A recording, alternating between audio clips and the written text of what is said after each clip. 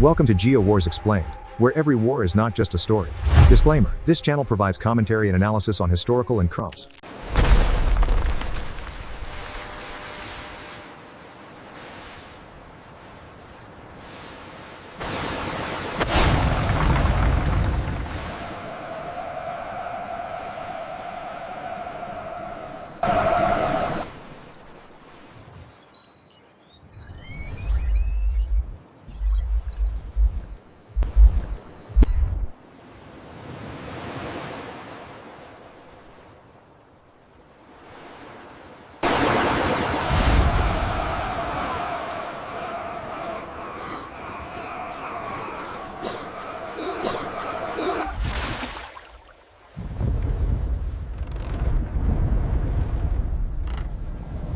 By the late 13th century, the Mongol Empire operated as the most effective terrestrial military system in human history. Its territorial expanse stretched from the Pacific Ocean to the borders of Eastern Europe, encompassing diverse ecosystems, economies, and military traditions. The consolidation of this landmass was achieved not through mystical prowess, but through unparalleled logistical coordination, absolute centralization of command, and the systematic integration of conquered technologies. In 1281, Kublai Khan directed this systemic apparatus toward the Japanese archipelago. The resulting operation, known as the Second Mongol Invasion of Japan, mobilized an estimated 4,400 ships and 140,000 personnel. It represented the largest amphibious assault in history prior to the 20th century, yet the campaign resulted in total operational failure. The historical consensus surrounding this failure has long been dominated by the narrative of the Kamikaze, or divine wind. Popular historiography frames the destruction of the Mongol fleet as an anomaly, an unpredictable meteorological event that saved an outmatched defending force. This interpretation is analytically insufficient, relying on unpredictable weather phenomena to explain the collapse of a sophisticated military operation obscures the structural realities of warfare. The Mongol military apparatus had previously encountered and overcome severe environmental constraints across the Eurasian steppe and the jungles of Southeast Asia. To attribute the failure of the 1281 invasion solely to a sudden typhoon is to ignore the cumulative strategic, logistical, and geographical variables that govern the operation. The paradox of the failed invasion lies not in the sudden intervention of weather, but in how the most adaptable military machine of its era systematically boxed itself into an operational dead end.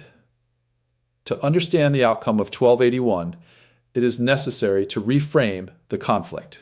The invasion of Japan was not primarily a clash of martial cultures or a test of individual leadership. It was a collision of resource allocation systems, maritime constraints, and geographical friction. The Mongol war machine was fundamentally a land-based operation optimized for mobility, cavalry logistics, and the rapid exploitation of plains and river valleys. The subjugation of the Southern Song dynasty in 1279 had recently provided the Yuan dynasty with a massive naval infrastructure. However, possessing ships is not synonymous with possessing a deep-water maritime doctrine. The operation must be viewed through the lens of supply chains, bureaucratic imperatives, and institutional friction. Kublai Khan's administration approached the maritime invasion as a quantitative problem, calculating the number of troops required to overwhelm a defending force and assembling the corresponding tonnage of shipping to transport them. This quantitative approach failed to account for the qualitative differences between riverine pacification and deep water force projection.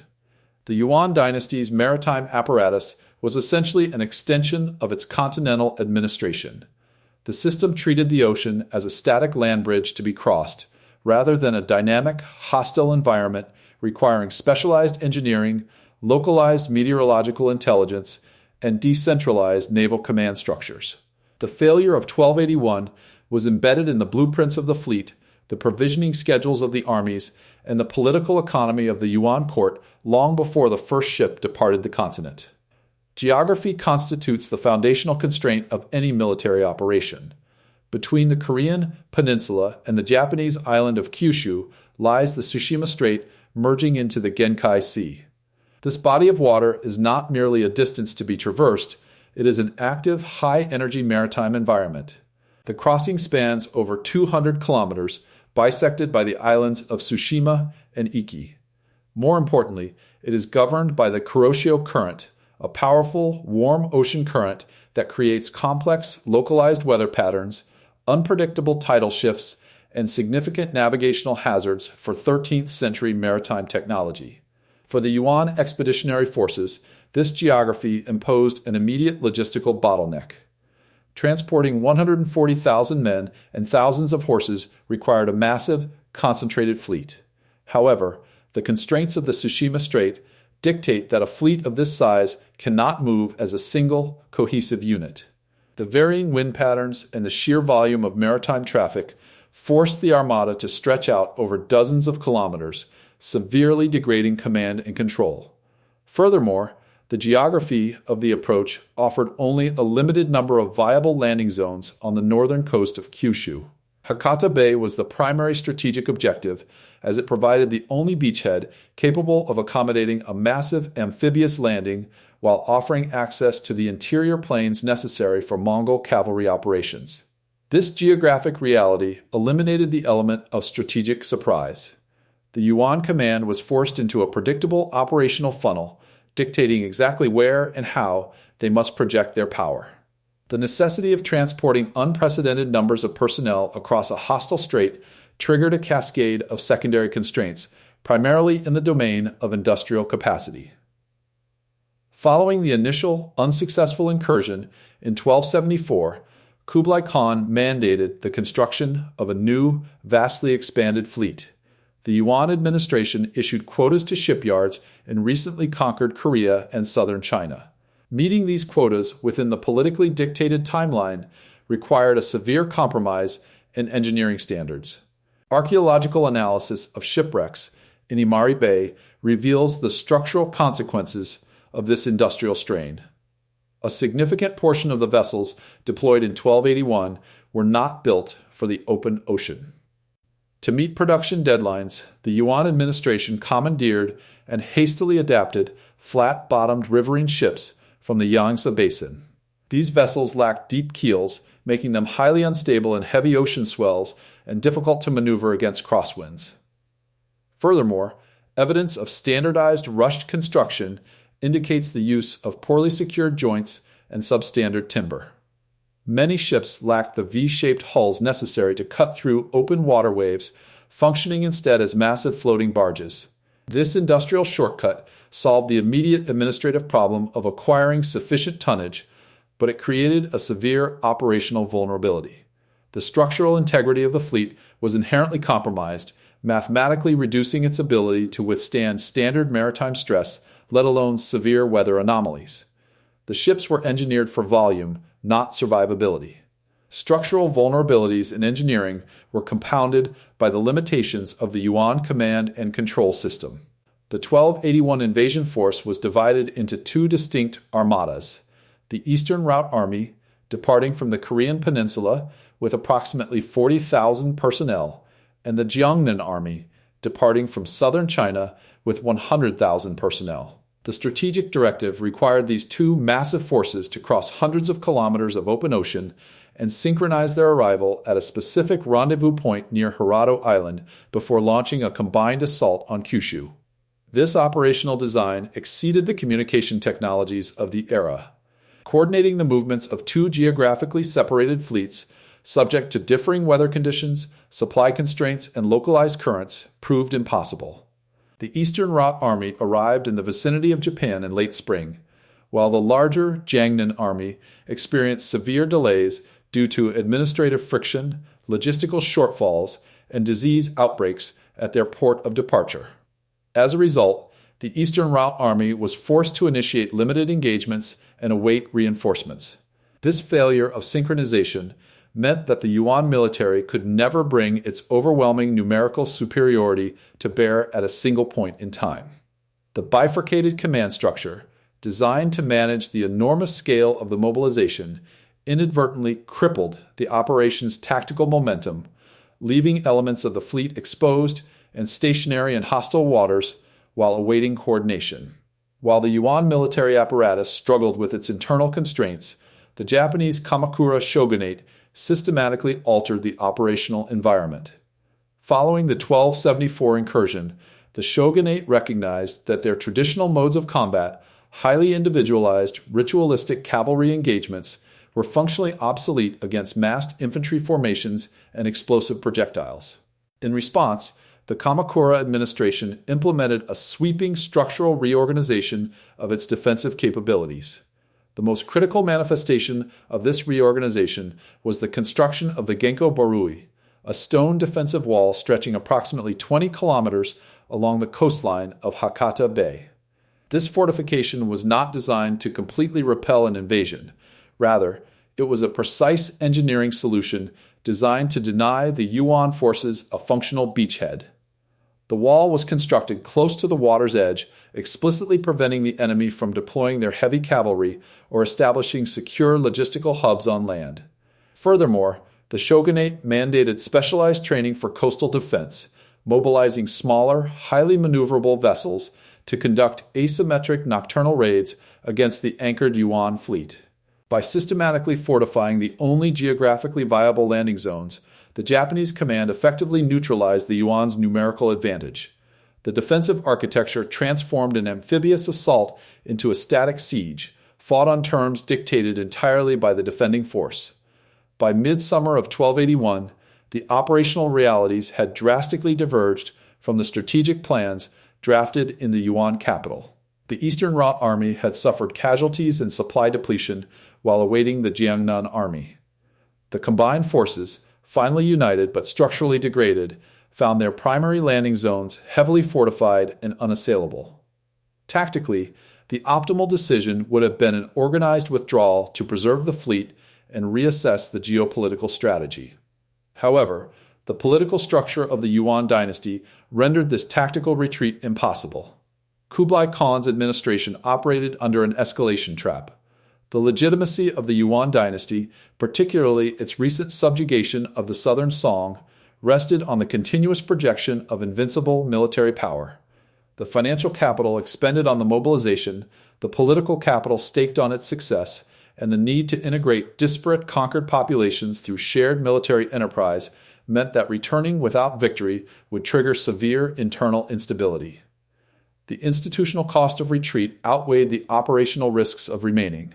Therefore, the command staff offshore was forced to pursue an increasingly unviable objective. They could not move forward due to the Japanese fortifications, and they could not move backward due to the political imperatives of their own system. The Yuan Armada was immobilized not by the enemy, but by the inflexible requirements of its own political survival. The convergence of geographical bottlenecks, structural shipbuilding flaws, synchronized command failures, defensive fortifications, and political inflexibility resulted in a tactical deadlock. Throughout July and early August of 1281, the largest maritime invasion force in history was reduced to a state of strategic paralysis. Unable to secure Hakata Bay, the fleet was forced to anchor in the precarious waters near Tsushima Island. The offshore environment immediately began to degrade the operational capacity of the force.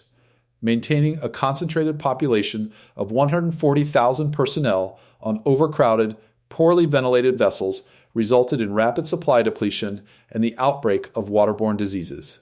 The flat-bottomed riverine ships, tethered together to create floating platforms, battered against one another in the ocean swells, steadily compromising their already weak structural joints.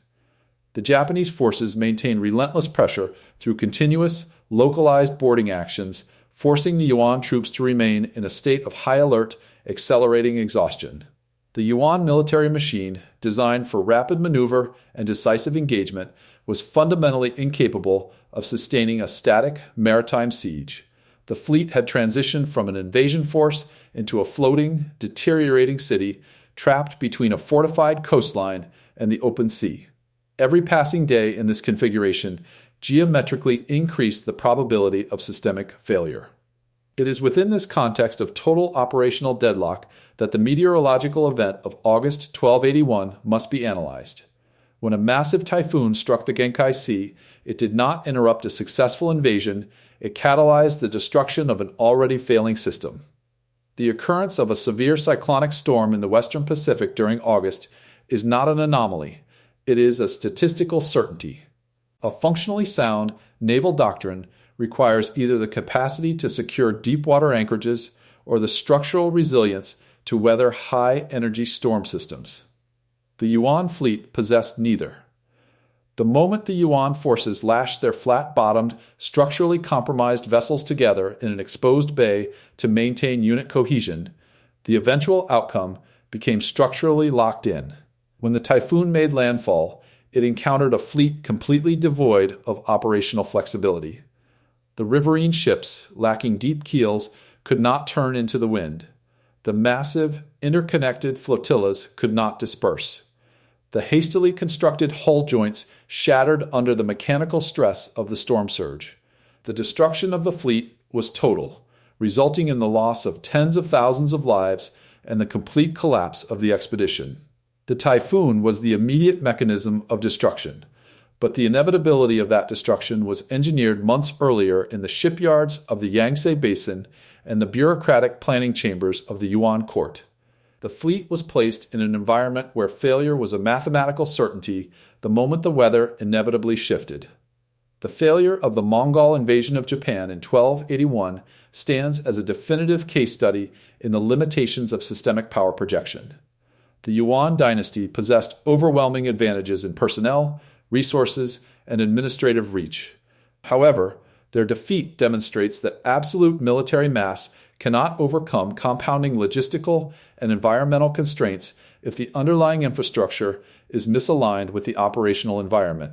The historical outcome was not dictated by divine intervention, nor by the individual heroism of the defenders, though their tactical adaptations were highly effective. The outcome was the result of a rigid continental system attempting to execute a complex maritime operation without the necessary structural foundations. The Japanese Kamakura Shogunate successfully engineered a defensive architecture that denied the Yuan forces their operational prerequisites. Concurrently, the Yuan administration's political imperatives forced their military apparatus into an escalation trap, creating a static, vulnerable target in a high-risk meteorological zone. The destruction of the fleet was the final, logical consequence of progressive constraint stacking. History, in this instance, operated as a ruthless audit of logistical and structural viability. When the margins of error were systematically eliminated by geography, shipbuilding deficits, and defensive strategies, the destruction of the Mongol Armada became an unavoidable conclusion.